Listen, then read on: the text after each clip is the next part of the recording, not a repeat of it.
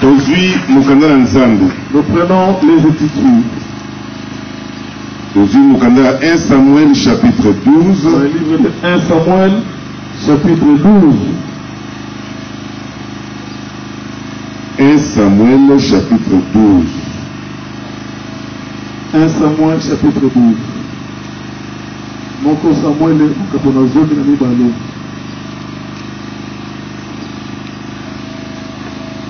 Totangi na verset 16. Na zomi na mwambe. Zomi na motoba. Zomi na motoba na zomi na mwambe. Dina yalité na biso eza tondi makaka ete totosite. Acceptons qu'on n'a pas obéi. Tondi maete totosi na biso te. Acceptons que nous n'avons pas obéi. Tokobanda kotanga. De 1 Samuel chapitre 12 au verset 16.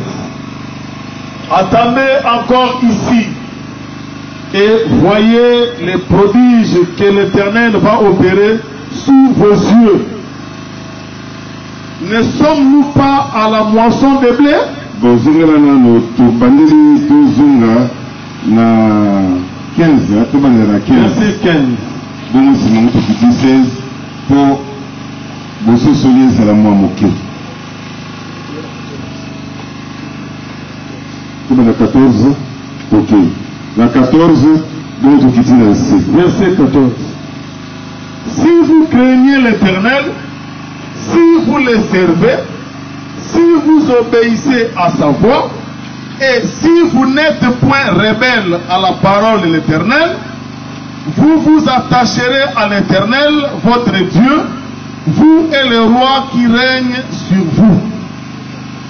Mais si vous n'obéissez pas à la voix de l'Éternel, et si vous êtes rebelle à la parole de l'Éternel, la main de l'Éternel sera contre vous, comme elle a été contre vos pères. Verset 16. Attendez encore ici et voyez les prodiges que l'Éternel va opérer sous vos yeux. Ne sommes-nous pas à la moisson des blés? J'ai point de crainte. Vous avez fait tous ces mal, mais ne vous détournez pas de l'Éternel et servez l'Éternel de tout votre cœur. Ne vous en détournez pas, sinon vous iriez après des choses de néant qui n'apportent ni profit ni délivrance, parce que ce sont des choses de néant. L'Éternel n'abandonnera point son peuple à cause de son grand nom, car l'Éternel a résolu de faire de vous son peuple. Tu ressembles à l'unité qui vient du trône de l'Éternel. Je suis que l'enfant qui crie dans le temps du soir pour vous donner la parole de l'Éternel. Le peuple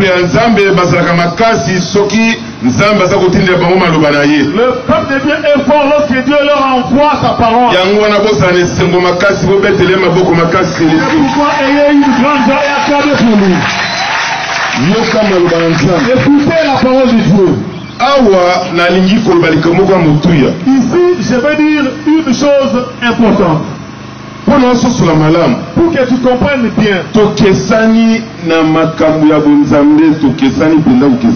les choses de la divinité, nous sommes différents dans ce monde.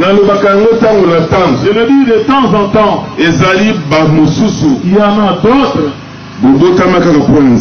Ils sont nés pour Dieu. Suivez l'homme de Dieu. Si tu t'écartes de l'envoi de Dieu, même ta vie de la chair ne sera jamais améliorée. Nous aimons. Nous sommes bénis au temps de Dieu. Parce que nous savons que nous sommes nés de Dieu et nous sommes des hommes de Dieu, nous vivons dans ce monde. Mais ça dans ta tête. Et comprends aujourd'hui. Je m'étonne. Si quelqu'un vient dans la divinité et que le Seigneur lui envoie sous les pieds du prophète. Et après, l'homme commence à oublier qu'il est un homme de Dieu. Tu es où? Tu vas où? Bandeko, bien-aimé, faut ça 10 ans la parole. Faire 12 ans dans la parole. 10, 12, 15, 20, 25. 15, 20, 25. Et ça va te. Ce n'est pas ici. Et ça va te. Ce n'est pas peu de choses. Mais ça n'a pas tout mon souci. Il y a des gens. A poussani timbula zone la botoba. Ils s'apportent de 10, 15 ans. Aza komi egareto komi longura na nzela ya Nzambe. C'est cas de la foi de Dieu. Ou abwaki bateau na ya commandement. Où il jette son bâton de commandement. Biso bateau ya Nzambe. Nous les hommes de Dieu. Ceux qui te font la bonne Nzambe. Lorsque nous sommes dans la divinité. Banda to kokola na bonne Nzambe. Depuis que nous allons commencer à grandir. Tokoli na bon moto. Nous présons dans la chair. Tokokende kaka bongo. Nous irons comme ça. Kino suka ya mokili oyo. Jusqu'à la fin de ce siècle. Parce que Dieu va nous ôter de cette. Nous savons. Moto a umeli na kati ya Celui évangile. qui a fait longtemps dans l'évangile. Ayebaka makasi neza Nzambe. Il sait que sa force est Dieu. Betela nanu ya maboko makasi. Na okite bakisa lisumu maboko. Ajouter encore des efforts. Moto oyo afandi na bonzambe. Celui qui est dans la divinité. Akoli na bonzambe. Grandit dans la divinité. Ayebaka ete. Il sait que aza ya Nzambe. il appartient à Dieu. Yango nalingi koloba bo. C'est pourquoi je veux dire ceci. Tala na maloba oyo. Regardez dans cette parole. Eloko ya kokamwa eza nini? Quelle est la chose étonnante? Tango bango baboyi kotosa mongongo ya Nzambe. Lorsqu'ils ont refusé d'obéir à la voix de l'Éternel, moto ya Nzambe, l'homme de Dieu, po atalisa bango ke pour leur faire voir que Nzambe azalaka wana. Dieu est là. Ata na mutu makasi na Mais bango. dans leur petitesse, Nzambe aza toujours wana. Dieu est toujours là. Moto na Nzambe. L'homme de Dieu Ainfoke Nzambe. a invoqué Dieu. Mbula kuto ezalaki na ntina te na ntango Il n'y wana. a pas de signe de la pluie dans cette époque-là. Eza ntango te mbula esengeli ebeta. Ce n'est pas une période où on pouvait attendre la pluie. Eza ntango moko boye moto na Nzambe. C'est un temps où l'homme de Dieu alingaki kolakisa peuple ya Nzambe. voulait démontrer au peuple de Dieu, malgré désobéissance na bino, malgré votre désobéissance, Nzambe azali awa. mais Dieu est ici. Makomi na Nzambe lo Les Bible. Écritures de Dieu disent ceci. Fungola matoi. Soyez attentifs. Moto na Nzambe. L'homme de Dieu Bondeli. a invoqué l'Éternel. Bona na maloba Nzambe. Souvenez-vous. Balobi a bondeli. On dit il a invoqué Mopepeye.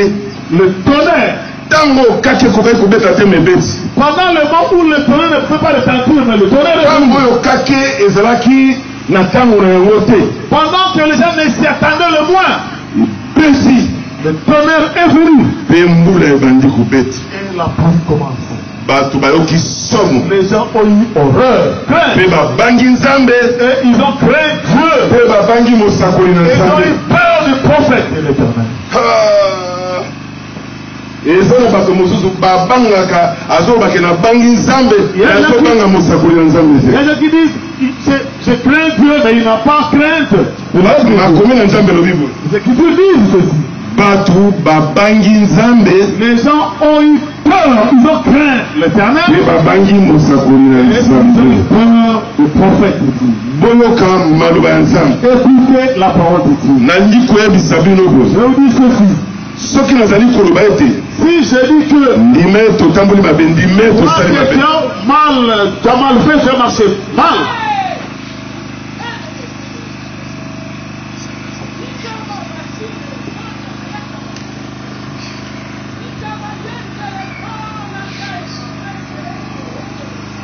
présence ya Nzambe La présence de Dieu ezali na kati na biso awa. est au milieu de nous. lelo Aujourd'hui, sala kaka lokola oyamboli fais comme si tu as yambola confesse. Bongo tala soki bikama moko usalema te. Et tu verras si le miracle ne se produira. Betela na lokolo mako makasi. Jamais le Seigneur encore. Nanga maloba pour comprendre sens na ngo malamu. Suivez cette parole pour mieux comprendre son sens. Bandeko, Bien-aimé, tala, regardez, moto ya Nzambe, l'homme de Dieu, amoni ke bazotosa te. quand il a vu que les gens n'obéissaient pas, Kolere ya moto ya Nzambe mpezaka mabe. la colère de l'homme de Dieu. Moto ya Nzambe, L'homme de Dieu benenge pa na Nzambe. a invoqué l'Éternel. Le pepe kiti. Le tonnerre est venu. Kake, bandi kobeta. Le tonnerre commençait à sortir. Mbule kiti. Et la pluie est tombée. Bato baoki somo. Les gens ont eu horreur. Babangi Nzambe. Ils ont eu la crainte de l'Éternel Pe babangi musakoli na et de Nzambe. Samuel, le prophète. Soki na lobi ete Si j'ai dit que mingi masumu etelemi na katikati ya peuple ya Nzambe. souvent le péché qui se tient au milieu du peuple de Dieu, Yoka moto na Nzambe. écoutez l'homme de Dieu. Bato mingi bakanisaka na bonzambe. Beaucoup de gens pensent que dans la divinité, Kaka masumu babanda koteya biso banda bomwana. les péchés dont nous parlait depuis longtemps. Nzoka. Or, Bato bayebi Nzambe. les gens qui connaissent Dieu, Na pesa exemple. un exemple. Moto akoli ayebi Nzambe. Celui qui a grandi et connaît Dieu. Aza na kati ya difficulté. Il est dans les difficultés, Na kati na bino. au milieu de vous. Bolanda moto na Nzambe malamu.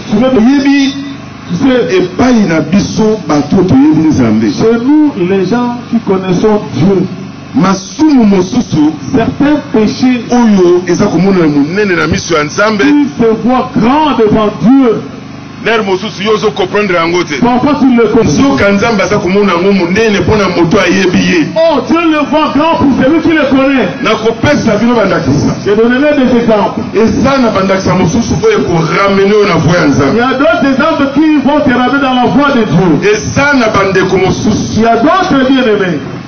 oza na baproblème Tu as des problèmes. makasi na bomoi na yo. Prends pour dans ta vie. Eza na bamosusu Il y en a d'autres oyo ameki qui ont osé asambeli la prière. me amoni kaka Il trouve que ezosimba te. ça ne tient pas. abondeli Il a prié. aluki Nzambe Il a cherché Dieu. me amoni ete Il trouve que makambo oyo asengi Nzambe mingi ce qu'il a demandé à Dieu, ezokokisama te. ça ne se réalise pas. Na nsima Et après, abandi koloba il commence à dire, nalembi mpe bapriere yango je suis fatigué de cette prière. epa na Nzambe eza lisumu monene. Auprès de Dieu, c'est moto na Nzambe l'homme de Dieu. akoki koprononce n'importe quoi te po ye ayebi Nzambe akoli na bonzambe abotami na wana na Ne bonzambe. peut pas prononcer n'importe quelle parole parce que lui connaît Dieu. Maintenant, le frère maboko Le makasi Seigneur, il a grandi dans le Seigneur. Nzambe asilikaka mpe alingaka te. Dieu n'aime pas et Dieu se fâche. okóma na point ya koloba Même pas que j'arrive mabe au point de parler du mal, kotiola mépriser tokolemba ou se lasser mpo makambo oyo osengi Nzambe à cause de ce que tu as demandé à Dieu nyoswi te. et que tu n'as pas encore makambo mosusu certaines choses oyo leli pour lesquelles tu as pleuré. oleli Tu as pleuré. ozwi te. Tu n'as pas reçu la réponse. eza mpe na makambo Il mosusu y a d'autres choses encore oyo okendeki mpo na Nzambe kosenga pour lesquelles tu es allé auprès de Dieu pour me demander. okutani na baproblème na baobstacle moko oyo yo okoki kondima te Que ke tu as rencontré des obstacles. yo moto ozosambela ekoki kokomela obo Que toi tu peux croire que comme tu pries, ça ne pouvait pas arriver. nsima Après, okoloba tu diras, napema mpe nanu te na makambo yango ya kondima que je me repose peut-être des choses là de la foi. napema mpe nanu Que je me repose un peu na baeglize yango pour aller dans des églises là. nalebi nano J'en ai assez. kokende na okoma koyoka profete ata nsima Je vais commencer à écouter les prophètes même après. mingi bosumuki Nombreux ont péché. yokanisi Toi tu crois omoni que ozokufela likambo moko boye toi tu meurs pour une chose comme ça. ozomiboma likolo ya likolo moko Tu boye sacrifies pour quelque chose comme ça. yo ozomona yango monene Toi tu trouves que c'est grand. me Nzambe azomona yango ntina te. Mais Dieu le voit, ça vient. Yo bandi koloba maloba mabe na contre Nzambe À parler du mal contre Dieu. to kobanda kokitisa fo na yo ya bonzambe Faire baisser ta foi et branler ta foi mpo contre na Dieu. likambo préoccupe motema na yo wana. Encore la chose qui préoccupe ton cœur. Ndeko. Bien-aimé. Osumuki. Tu as péché. Nali ko biso teke ba masumu kako bato batanga ebele ebele Tu ne wana. peux pas te faire des péchés dans les autres sites là. Moto abotami na bonsambe. Celui qui est né dans la divinité. Oyo akoli na bonsambe. Grandit dans la divinité. Regard na ye kaka. Son regard. Na kati ya problème. Dans le problème. Nzamba yebaka ke. Je sais que. Aza fidèle na ye. Il est fidèle à moi. Betela na nokolo maboko. Acclamez le Seigneur. Regard na ye. Son regard. Tango pasa kotambola na nzela. Quand il marche dans la voie, dans la route.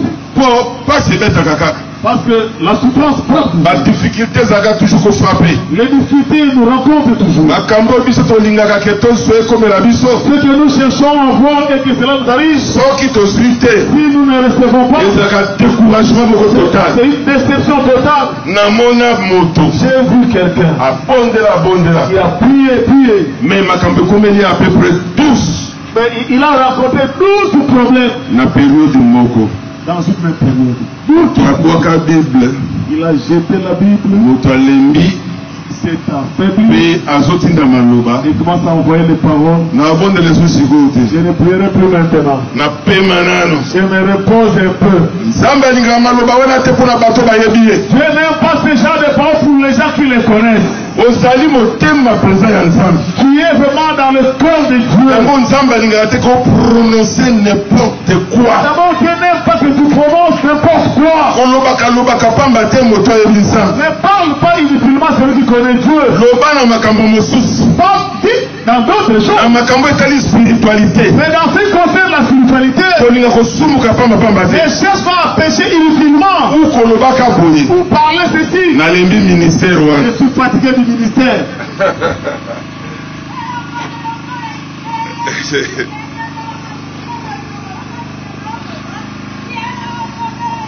Nzambe soloku. Oh, que Dieu soit loué. Kona za koloba. Il connaît tout. Eza na bato ebele awa. Il y a beaucoup de gens ici. Asambela. Ils prient. Mais alemba. Mais il est fatigué. Na bamaloba na ye. Par ses propres paroles. Na kati ya kolemba. Dans cette faiblesse. Aprononsaka toujours. Il prononce. Balangage. Il y a découragement ya vie na ye moko. Des paroles de découragement pour sa propre vie. Yo za lokola mopagano te. Toi tu n'es pas comme un païen. Toloba amen. Amen. Yo poza lokola bato nyonso ozakala bango na quartier te. Toi aussi tu n'es pas comme tout le monde dans ton quartier. Nzambe na bonzambe na ye. Dieu dans sa divinité. Ayebaka koklase bato na ye na esika na bango. Il sait mettre son peuple à sa place. Soko oza moto ya nzambe. Si tu es un homme de Dieu. Ndimaka oza na poste moko boye na bonzambe. Crois que tu as un poste dans la divinité. Yebake bayebi yo na bokonzi ya likolo. Parce qu'on te connaît dans le royaume des cieux. Tobetana lokolo maboko makasi. Moto ya nzambe. Normalement, mwasi na yo, ta femme, ndeko na yo, ton frère, noko na yo, ton oncle, ou tata de kito, noko, ton nani. paternel ou ton neveu. Normalement, au monde a raté. Vous ne voyez pas? Écoutez-moi bien. L'air mosusu. Parfois, bango basambela lokola yo te. Père n'est plus pas comme toi. Mais beaucoup fanda mbala mosusu boye. Vous pouvez rester quelque part. Baoseka. Il se montre. Bongo to baoseka. Quand il se montre, bazo bakaye. Bayebi yo koza moto nzambe. ils savent que kasi moto asambelaka mingi ye wana te. Il prie beaucoup de celui-là, non? Talo asambelaka na famille mingi ye wana. Celui qui prie beaucoup dans notre famille, c'est lui, non? Ata batiaka tembe. Même s'il doute, mais bayebaka que mais ils savent que yo ozali classé parmi bato nzambe ayebi. toi tu es classé parmi les gens que Dieu connaît. oza ya nzambe Qui appartient à Dieu. omoni Tu vois, nazoganga siko mpo nayebisa yo j'écris pour te dire. mpo tokomi na esika yango Parce que nous sommes arrivés à ça. nazoganga na nkombo ya nkolo yesu J'écris au nom du Seigneur Jésus. mpo nakoyebisa yo Pour te dire, moto na nzambe l'homme de Dieu, mwana ya mosakoli fils du prophète, yoka ngai écoutez-moi. eza na biloko mosusu biso tozelaka Il y a des choses que nous attendons epai ya nzambe auprès de Dieu. eza mpe na makambo Il mosusu y a aussi d'autres choses oyo tosumukaka pour lesquelles nous soki prêchons. tosengi tosengi Si nous demandons, ou bien tolobi quand nous parlons, mbala mosusu parfois tokomaka na koloba nous arrivons à dire, ate ah non, nalembi je suis fatigué. nangi koyebisa yo Je vais te dire, yoka prophète na nzambe. Écoute bien le prophète de Dieu. Lelo eza mokolo monene mpona yo. C'est un grand jour aujourd'hui pour toi. sepela mpe beta molelo makasi. Le jour est à travers fort. Lelo liboso ya nzambe. Aujourd'hui devant Dieu. Ndima kaka kosumuki. Accepte que tu as tort. Ndima ki osamboli mabe. Toi, accepte que tu as marché dans le mauvais côté. Likambo ya mwa mbongo moko. Le problème d'une petite somme Mpona koluka epai na nzambe. que tu demandais à Dieu. Nzambe Dieu, soki opesi nga $10,000. $10,000. C'est bon.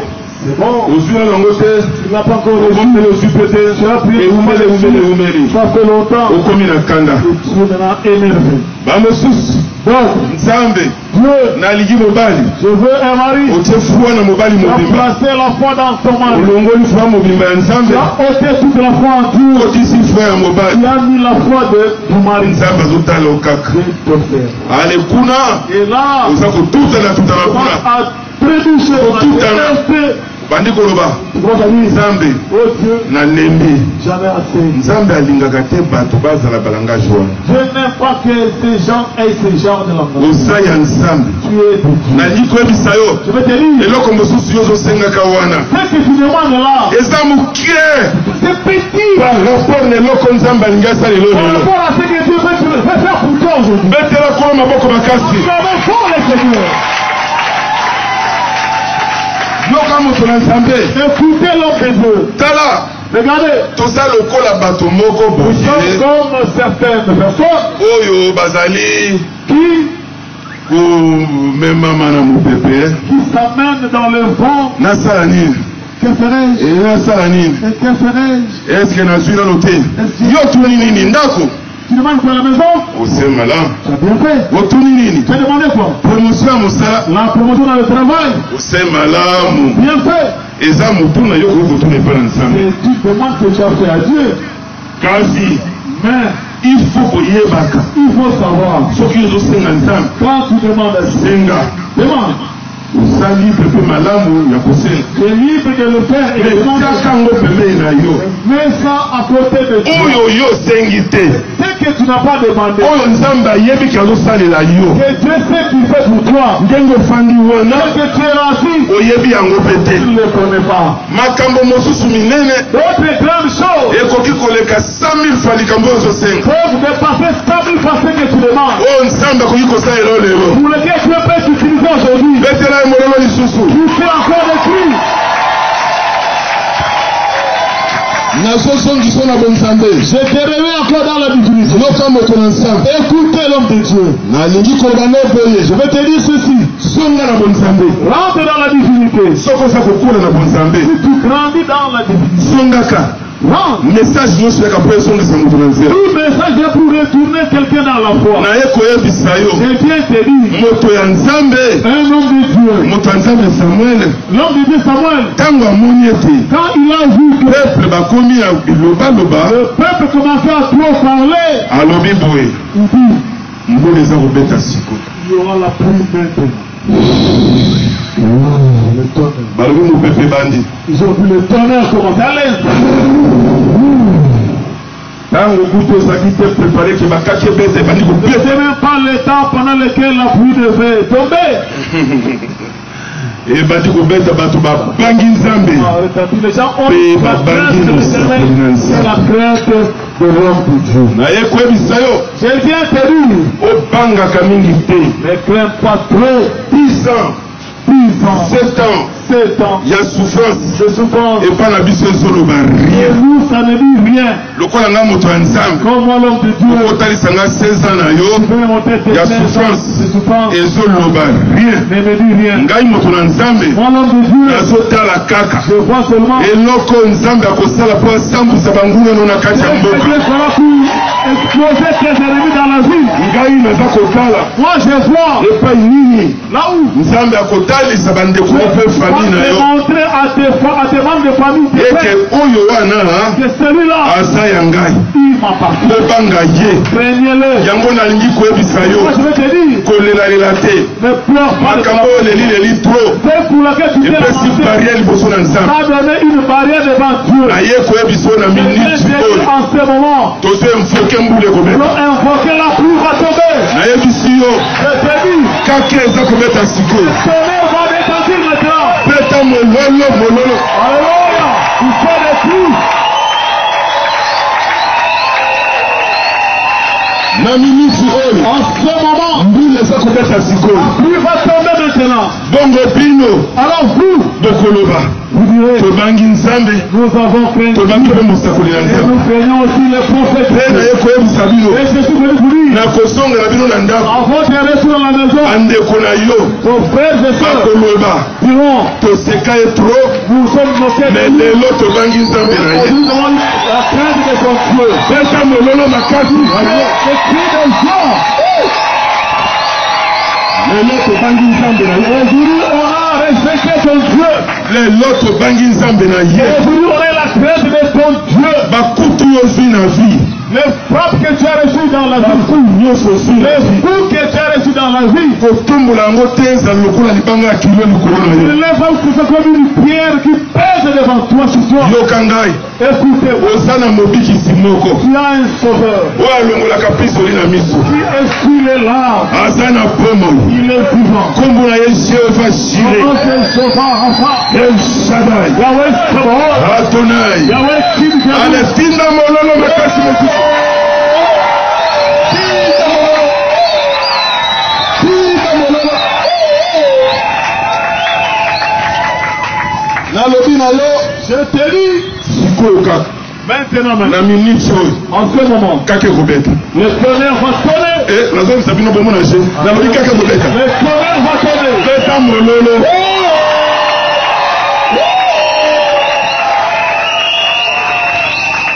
kake wana Tonnerre. kokanisa te kezali kake oyo samuel evukaki keuta na likolo Ne pense pas que tonnerre que Samuel attendait venant du ciel. po elela kaka Que ça sonne devant les accords. kake onga nasengi espesa Le sikoyo tonnerre qui te demande maintenant. ntango oza kozonga Quand tu vas rentrer, kaka poso oyo seulement cette semaine. ngolu oyo nzambe akolatisa yo La grâce pour laquelle Dieu va te revêtir.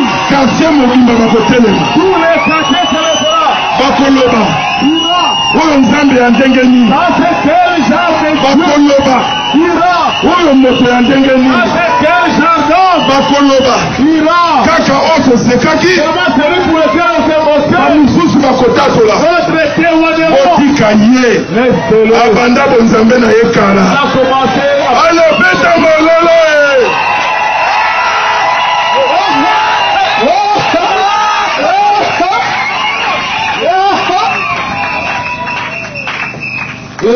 bana bibwa ebobeta nano mololo te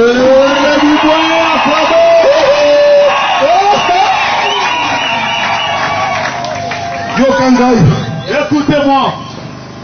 epona loboko mona likolo yoka bana ya mosako beta susu mololo moko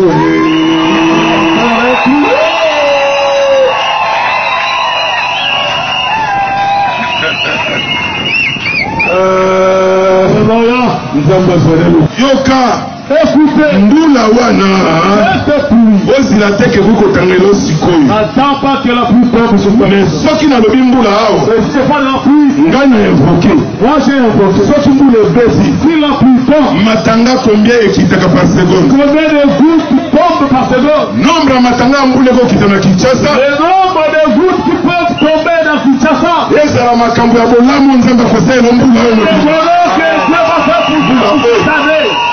matanga ya grâce ekitela yo Et que les gouttes, ale nayoki te loba matanga ya grâce ekitela yo que la goutte de grâce qui tombe. Jesus. Alléluia. Hallelujah. Amen.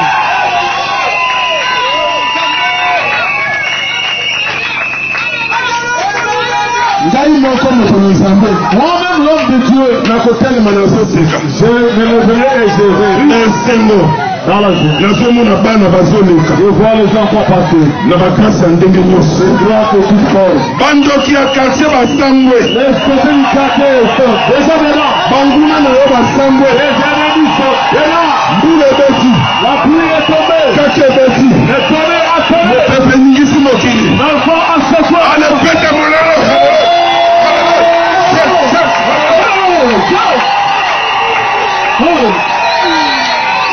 nayebi ete Je sais que ntango na bandi prédication j'ai commencé la prédication. nzambe alimbisi bamasumu na bino wana A pardonné tous vos péchés là. alepeta mololo lisusu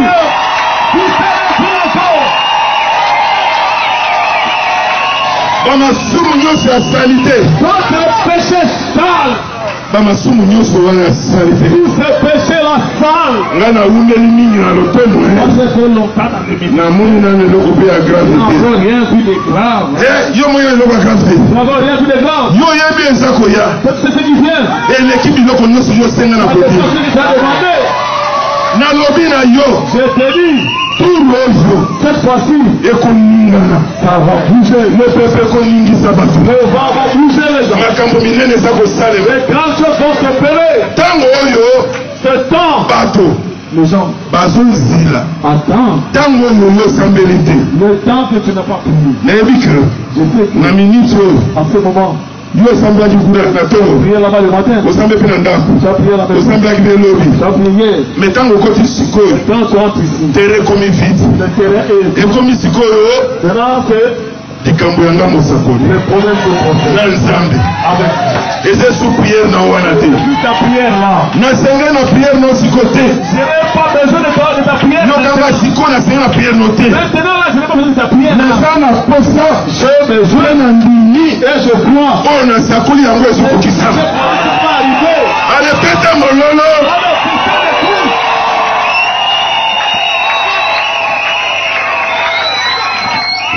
boyebisa Pas vite. basoba nyonso basekaka mosakoli Tous les côtés qui se sont moqués du prophète, bayebaki te ils ne savaient pas. ete tobendani mpo na nini Qu'ils sont retirés pourquoi? bayebaki te Ils ne savaient pas. ete bakake nini ekobeta Quels sont les tonnerres qui vont retentir? yango nayebisi bino Moi je te dis, yebisa bango dis-leur sikasikoyo maintenant. kitoko kitoko Bien. elenge alepeta mololo kitoko elengi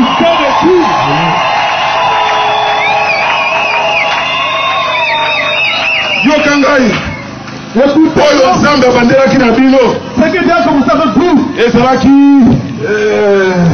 nzambe azopesa bino kaka eza présent Dieu vous montre qu'il est présent. mwa biloko wana mike Avec des petites choses là. ozwaki mwa 5000 Tu as pris ça. ya moke me nzambe asepelisaki yo kaka Dieu t'a fait riche. ozwaki 3000 Les 3000, ozwaki 10 000 tu as eu 10 000. nzambe asepelisaki yo kaka Avec besoin.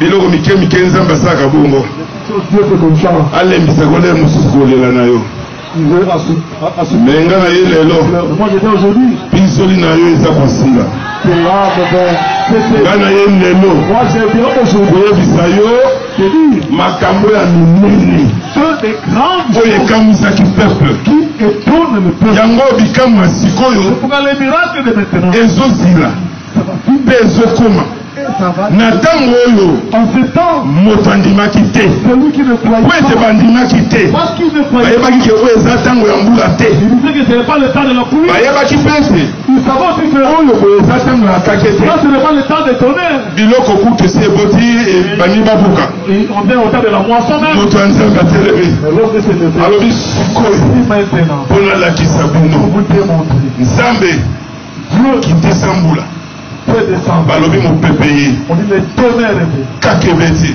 Le tonnerre, mbula ekiti la pluie. bato wana kaka C'est même oyo personnes bazalaka na mosakoli wana qui étaient avec les prophètes. balobi On a dit, tobangi nzambe ils ont eu la crainte de tobangi mosako et la crainte des prophètes. naye koyebisa yo Je viens te dire, eza kaka na temps il y a un temps oyo boye où bato baza koespere te les gens n'espèrent pas. mpo omoni ndenge oza wana Parce que tu es là, bato les gens, bamona yo kaka nde bamoni yo tu vois comme tu es là. bamona mpe na mwa makambo ya mike mike mosusu Tu ne peux pas comparer des petites choses. mais Mais ntango mbula eza prévu te kebeta le temps où la pluie n'est pas encore encore prévu.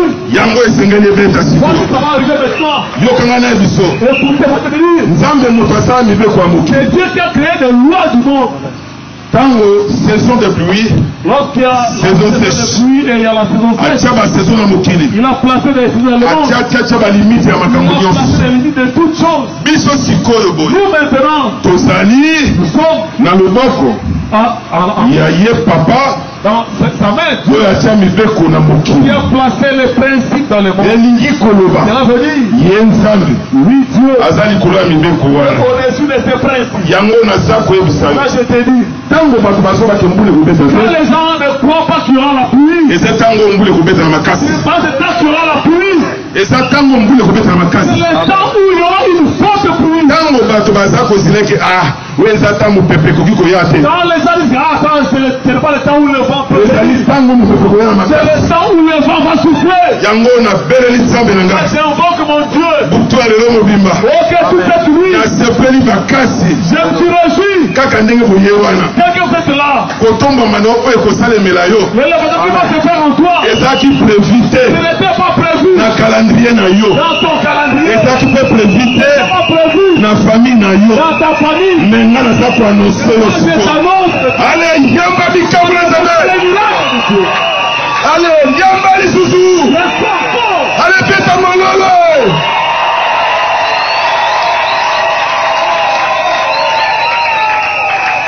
oyo ezali ngonga ça c'est le temps. oyo ezali ngonga Ça c'est le temps tokosala bikamwa où nous ferons les miracles. na ntango bikamwa ezaki profite Tant non prévu, eza bongo c'est comme ça.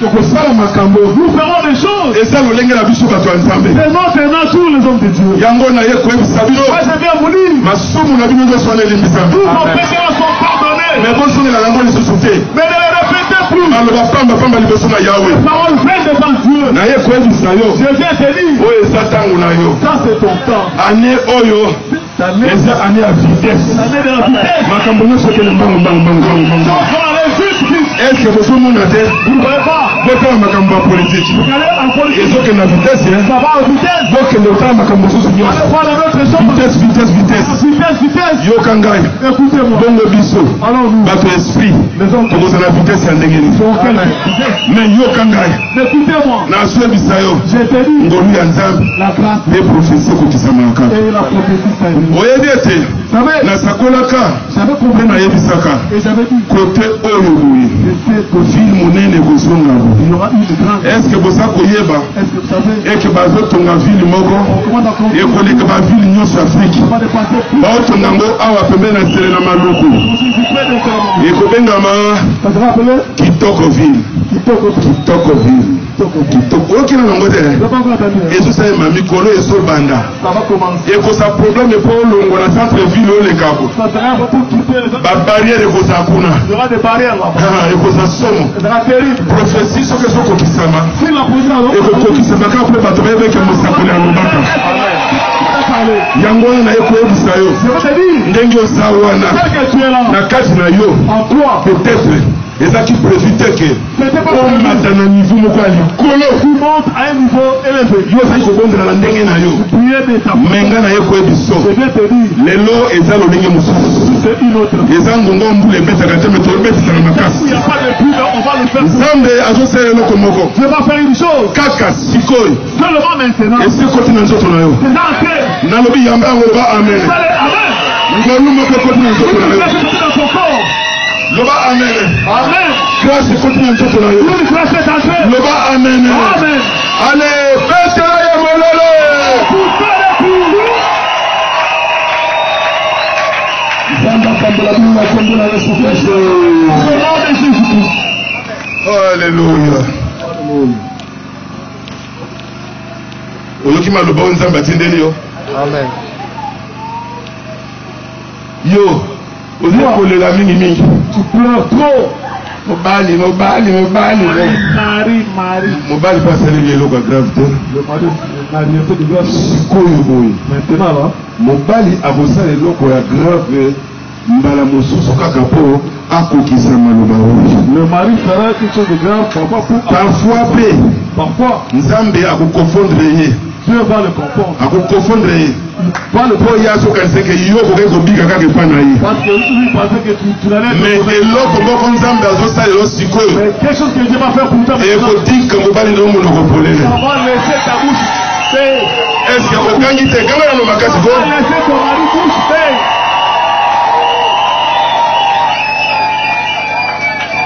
Toko na bolo moko moko la yikola machabo.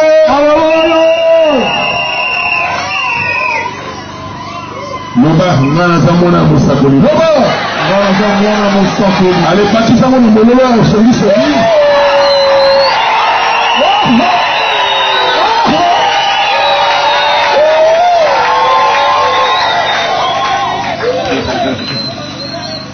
Oh boy, oh boy, oh boy. Bela boya kutala biso.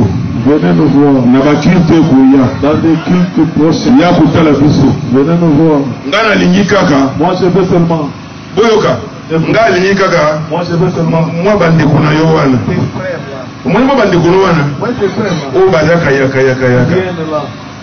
Yoko kufa bongo te. Tu vas pas mourir comme ça. Il faut nzamba sele loko ya munene ekanga bande kuna tumu no. Dieu va faire une chose grave pour ta femme à bout de tes frères. Yoko kende bongo te. Faut pas aller comme ça. Tonga le boko moko na likolo. Élève une main.